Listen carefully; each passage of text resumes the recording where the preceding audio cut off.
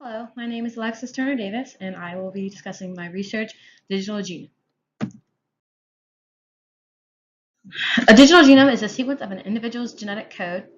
Previously, it took 10 years to complete for the first one, and now can be completed within 3 days, and it's way less expensive. And with the ability to have digital genome, there is a new way of healthcare. Disease prevention. Digital genome has the ability to show mutated genes that can cause disease. For example, arthritis, diabetes, cancer, Alzheimer's. Preventative measures are able to be put in place.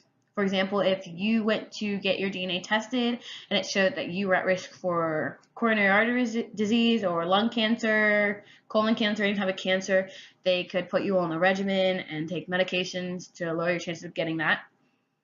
And it has been able to discover 22 types of cancer, which helps to get a jump on researching cures and treatments for the new identified cancers. Specific disease interventions. It aids in medical decision making. Personalized medications based off of your individual genetic makeup and environmental information can be taken into account for your personalized medications and treatments, because no disease or treatment is exactly the same for everyone. Be more personalized, easier to cure. It will also help minimize unnecessary side effects. The Charcot-Marie tooth disease was a mutation that causes muscle weakness, problems walking, and frequent falls. They were able to determine that someone had this when they tested them. So now there are therapies to help treat that before the mutation gets out of hand. The ethical dilemmas. What happens to the results? No one really knows what happens to the results. Some companies keep the results and do unspecified research that you're not aware of. They can also be sold to third parties, so your DNA would ultimately be sold to someone else without you knowing. There is a lack of standard ethics. There is no one set code of ethics relating to the digital genome, so they can do whatever. Each company can have their own set of what they want to do and how they want to do it. The solutions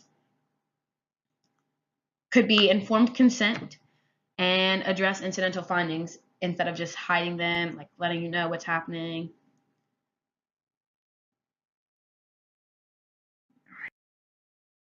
Genome negativity. The negative thing about digital genome is it devalues lives. People might think that what their DNA says about them is what's going to happen to them. Like, for example, someone has their DNA would say that they are prone to Alzheimer's, but does not necessarily mean they'll get Alzheimer's. But now they think that they will, and now they won't live a normal life. They'll live in fear and all that. There are also false alarms. Sometimes it's not 100% perfect, so something could come back and it wouldn't be the same. And the information could negatively be used with insurance companies. They could refuse to refuse to cover them,